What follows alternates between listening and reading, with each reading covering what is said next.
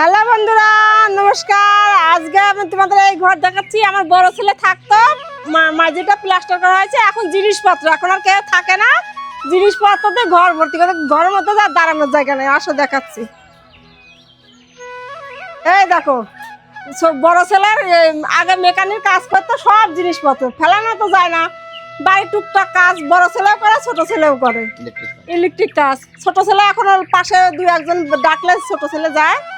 আর এই দেখো ঘরের মধ্যে কেমন জিনিসপত্র, কাটা নিয়ে বই থুইছে। ওই যে রঙের ড্রপ, এখানে চৌকি পাট ধুয়ে নিয়ে চৌকিতে রাখা হবে।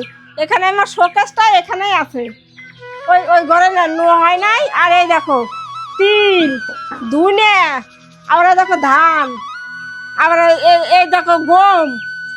আমাদের সবই আছে বাড়িতে। আবার ডালও আছে, মটরের ডালও আছে, মসুরির ডাল আছে, কিন্তু সবই আছে।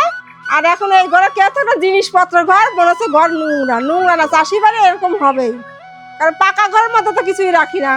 তাই এই সমস্ত জিনিস না থাকলে তো আমরা চাষি না। আমার ছেলেবেলা কাজ করতে হবে না, কারণ কাজ না করলে আমরা বাঁচবো না।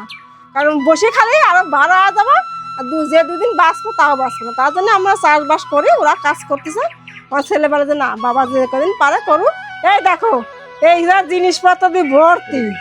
তাবু ধান না লাগে, ধান সেদ্ধ করে তার জন্য তাবু, এদের টুল, এদের মাঠে যাওয়ার ফুল।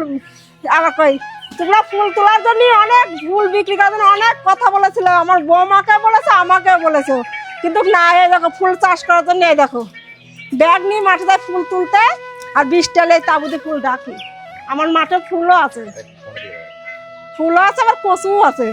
কচু তো দেখিয়েছো আগে আমার বৌমা কচুর খেতে গেছিল, আখি আইছিল, দেখিয়েছো তোমরা। তা আমার ভিডিওটা কেমন লাগছে তোমরা সবাই সাবস্ক্রাইব করে দিও। নমস্কার।